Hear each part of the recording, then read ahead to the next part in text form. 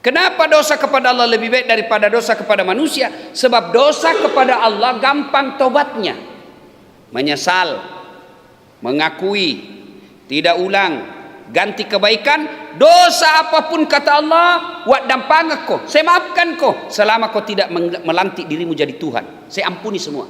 Satu itu dosa tidak nampuni Allah, dosanya Fir'aun, dosanya Namrud. Apa dosanya Fir'aun, dosanya Namrud? Dia lantik dirinya jadi Tuhan. Selama kan tidak ada pakai di sini melantik diri sebagai Tuhan toh, tidak ada. Maka selain dosa itu, nak dampangi pengelatan, nak maafkan Allah. Nah, itu enaknya kalau dosa kepada Allah, menyesal, mengakui, tidak ulang, ganti kebaikan, habis. Tapi kalau dosa kepada tetangga ini agak berat. Kenapa? Harus minta maaf sama dia. Tidak cukup minta maaf saja, kasih kembali barangnya yang pernah kau ambil. Bertetangga, misalnya kemarin bertetangga kita ambil tanahnya tetangga diserobot 1 meter, syaratnya pamoter iki bos. Selama tidak dikasih kembali itu tanahnya tetangga taubatnya tidak diterima dan akan berperkara nanti di akhirat. Ya Allah, nambil itu tanahku 30 cm. Gara-gara tanahku nambil 30 cm, tiap hujan di Makassar pasti banjir rakodong. Saya minta keadilan. Allah bilang kalau begitu ambil sholatnya 30 tahun itu orang.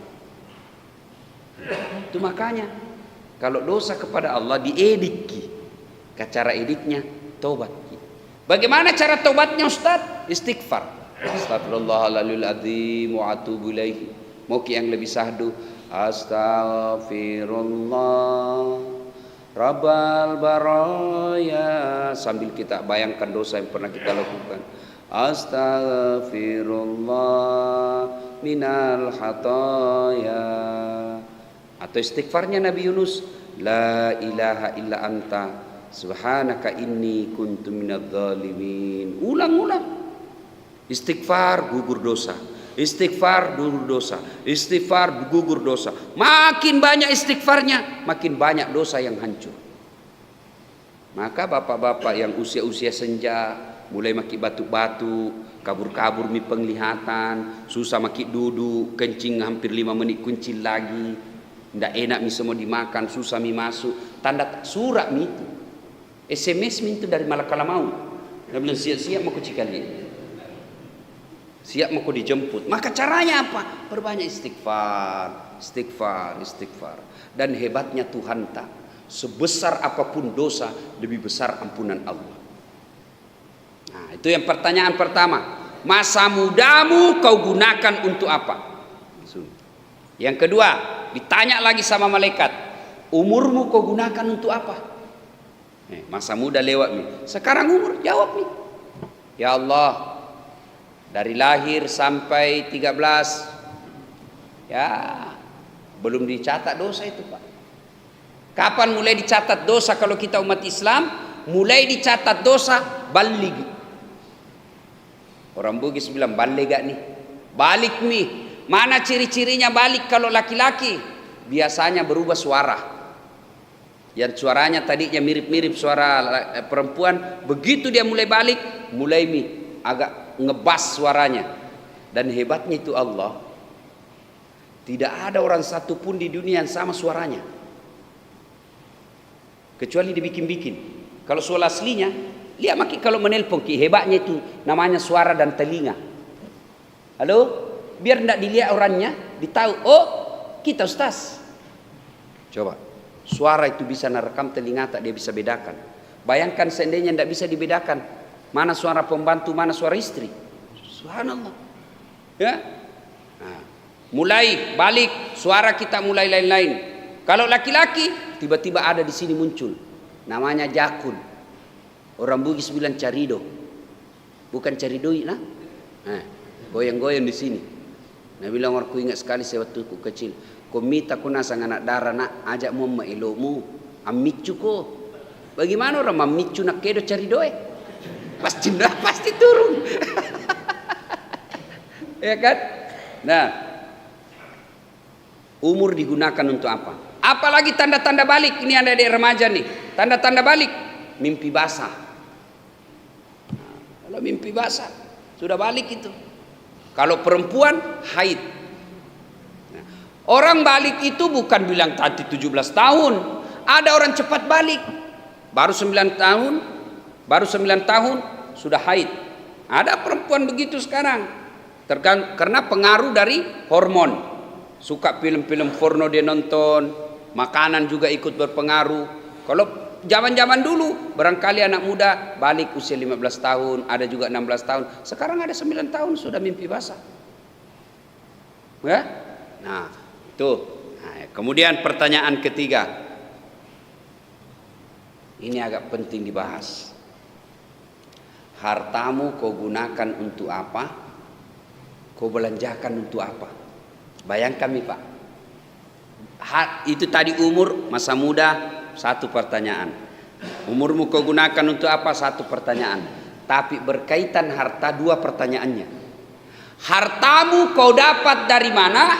Kau belanjakan untuk apa? Muka belakangnya ditanya. Dari mana kau dapat hartamu? Parkir. Makin jadi tukang parkir. Apa sepenuhnya halal? Tidak. Kalau bapak parkir pungli, haram. Mana itu parkir pungli? Di karcis 3.000. Tapi kita cuma minta sama orang 2.000. Ini namanya bersekongkol. Dia bilang jangan kau pakai parkir. Supaya saya tidak bayar 3.000, 2.000 mau. Nah, kau juga untung. Ini berkolaborasi namanya ini. Barang salah nak parkir. Kalau dia ini tukang parkir seperti ini, ya, ini yang namanya pungli, pungutan liar, haram. Kalau kira-kira masuk neraka 17 miliar nak curi, kipas-kipas sih Pak, 17 miliar. Kalau parkir 50.000 nak masuk neraka, tidak seimbang ya bos. Hartamu kau gunakan untuk apa? Dari mana kau dapat? Harta kau dapat dari mana? PNS. Apakah sepenuhnya halal? Tidak. Belum tentu halal. Kalau dia menjadi PNS nyogok, selama dia terima gajinya itu, selama itu dia makan uang haram. Gajimu kau dapat dari mana? PNS. PNS apa kau? Polisi. Tapi masuk polisi nyogok, selama dia terima gajinya itu, selama itu dia makan uang haram. Jadi jangan heran, ada orang dilihat rumahnya mewah, bagus. Kenapa itu anaknya sangat panrasu-rasu? Tidak ada dengar Pak. Tidak pernah dilihat anaknya masuk dalam masjid. Tidak pernah dilihat anaknya, tidak pernah dilihat mengaji. Tidak pernah dilihat anaknya pergi berjamaah. Uang haram terus namakan itu anak. Hartamu kau dapat dari mana? Anu saya ekonom. Jual-jual bensin. Apa sepenuhnya halal? Belum tentu. Nah campur minyak tanah. Itu bensin murni. Ternyata nah campur minyak tanah. Ditanya kenapa kau tulis bensin murni? Kan namanya istriku murni. Jadi kau tulis bensin murni. Pak kepala telang.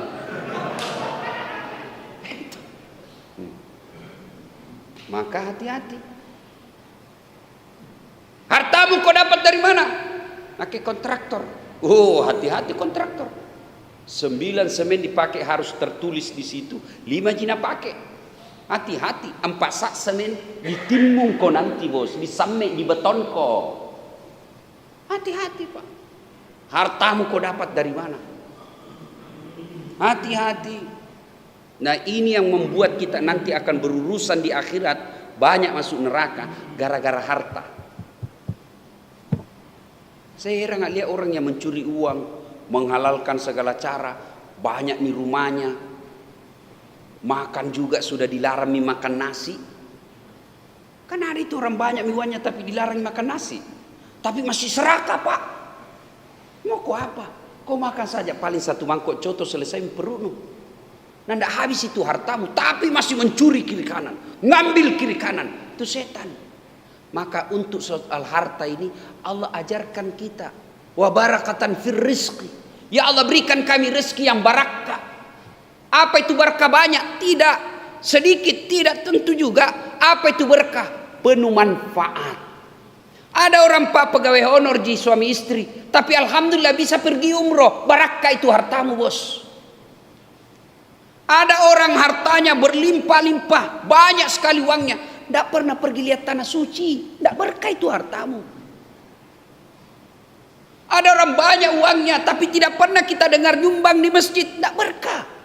Ada orang sekedarnya saja kasihan penghasilannya, tapi setiap ada pembangunan masjid, tahu ada 2 sakna semin. Berkah itu. Dia tidak kaya, tapi setiap Ramadan pasti papa buka meskipun seadanya saja. Dan orang kaya sekali seumur hidupnya cuma 1 kali papa buka, itu tidak berkah hartamu. Nah, ditanya hartamu kau dapat dari mana? Maka silakan maki jawab itu. Harta dari mana? Bangun-bangun rumah. Dilarang berusaha? Tidak. Yang dilarang menipu pembeli. Wa ahallallahu bai'a wa harramar riba. Allah halalkan jual beli, tapi Allah haramkan riba. Apa itu riba? Menipu pembeli. Berapa harganya ini? 70 juta. Badai, mahal nak kodo. Mana bisa? Itu lagi na modal jiku kasih ko bos. Karena temangki. Modal jiku kasih kok. Padahal niat minuntunna 10 juta. Demi Allah 10 jutanya itu haram kau makan. Karena kau tipu orang. Bagaimana paling dagangnya Nabi? Contoh Nabi. Berapa ini Muhammad? Ya, Aisyah kasih kak, Khadijah kasih kak modal 10 dirham. Terserah mi kate. Mau ki beli modal, alhamdulillah ndak rugi kak. Tapi mau ki kasih untung kak juga, boleh. Ini yang banyak, ini penjual ikan kasihan.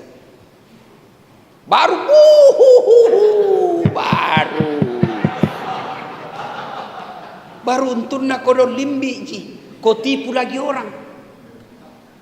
Hati-hati. Maka berdagang itu, berniaga itu, berbisnis itu adalah pekerjaan yang paling berat buat kita. Itulah sebabnya kenapa para nabi dan rasul sebelum diangkat menjadi nabi dan rasul, sebelum dilantik menjadi nabi dan rasul, apa kerja-kerja mereka adalah pedagang. Kenapa? Karena ini penting, kejujurannya di situ yang perlu. Ya kasihan. Apa itu? Untung tidak seberapa, lalu kita tanggung di akhirat. Maka jangan keheran. Berpuluh-puluh tahun kita berdoa, kenapa tidak bisa diijabah doa? Salah satu sebabnya karena kita terlalu hobi makan uang haram, dan uang haram itu kita dapat dari cara yang memperolehnya tidak halal. Tidak. Allah tidak larang kita dagang, Allah tidak larang kita berniaga, Allah tidak larang kita menjadi pengusaha, tidak. Allah cuma bilang, jangan kau menghalalkan segala cara.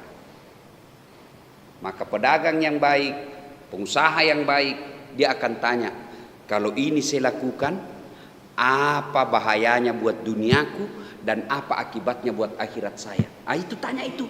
Jangan cuma di dunia. Karena di dunia kadang-kala kita bisa mempermainkan hukum, tapi demi Allah di akhirat tidak ada orang lolos dari pengadilan.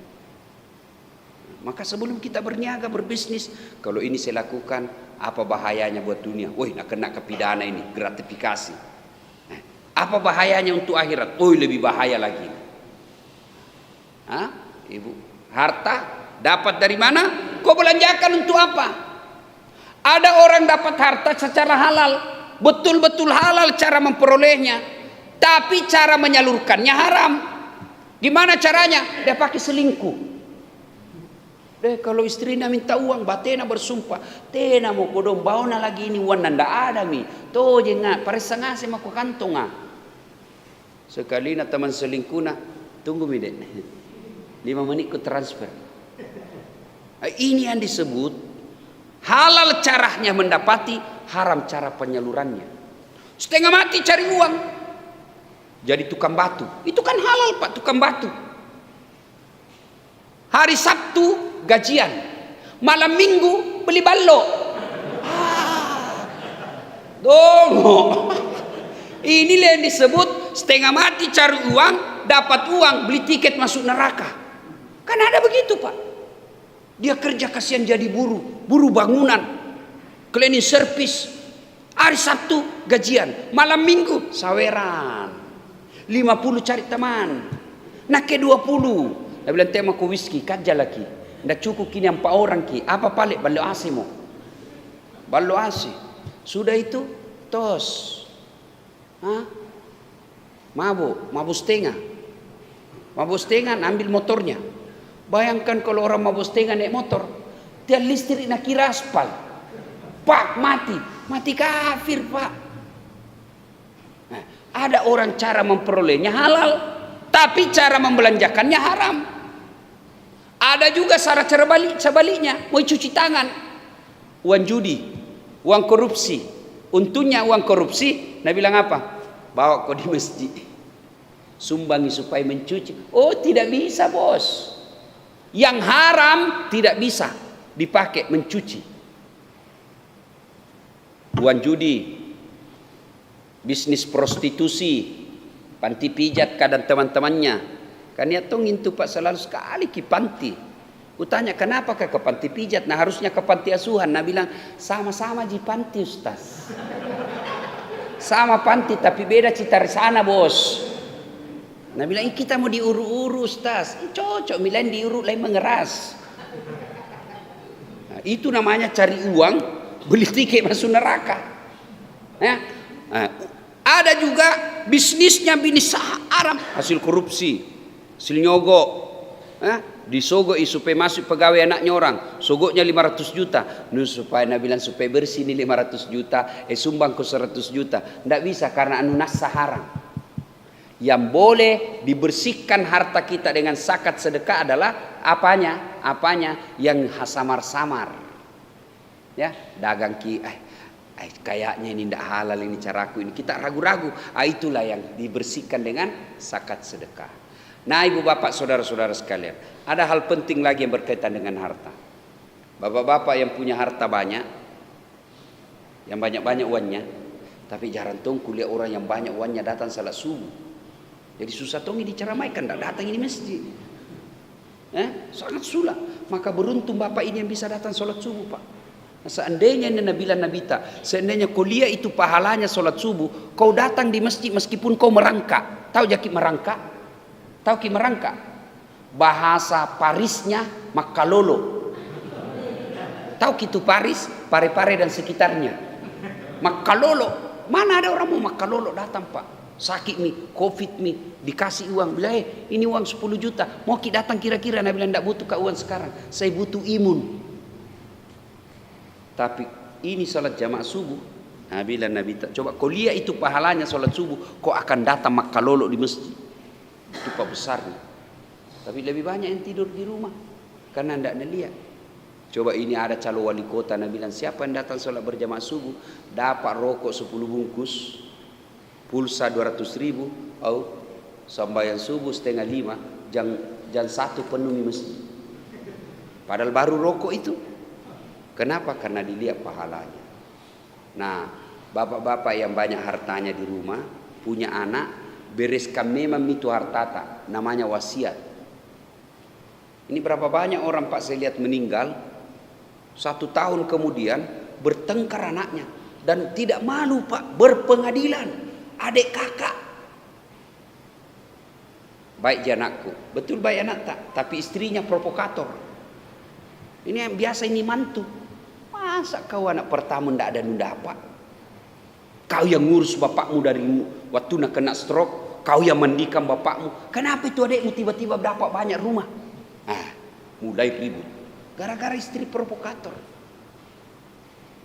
Dan juga kita takut sama istri. Ya tong itu bapak, hebat dia di luar pak. Singa di luar pak. Tidak ada orang berani ganggu pak. Sekali sampai di rumah deh Hello Kitty. Ada juga yang begitu takut sama istri.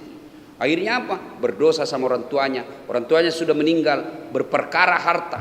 Maka bapak-bapak yang Allah beri rezeki, selesaikan memang. Itu namanya dalam Islam wasiat. Berwasiat memang maki. Belum dikasih. Lebih bagus lagi kalau dikasih memang modal usaha. Apa kalau mati maki pak? Kalau dikasih masih hidup kita bisa tegur ketika dia salah, kita bisa didik. Saya kasih kewarisan dari semua harta ini bagianmu kau rumah. Baik kau di sini. Kau bagianmu ini ruko. bagi rata memang. Karena kalau meninggal maki berperkara mereka, kita yang disiksa